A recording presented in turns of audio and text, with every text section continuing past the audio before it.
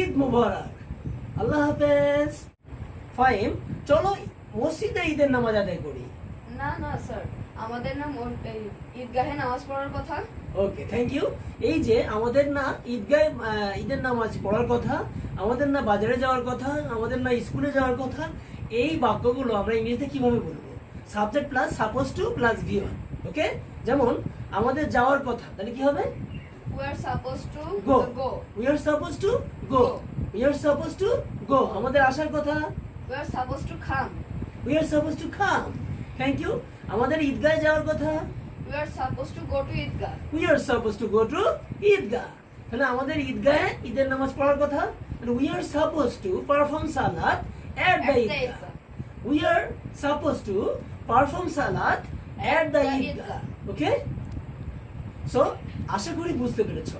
Don't forget to subscribe my channel Imam's English word, এবং English learning planet Facebook planet অবশ্যই follow করে রাখবে, এবং নতুন নতুন আপডেট পাবে।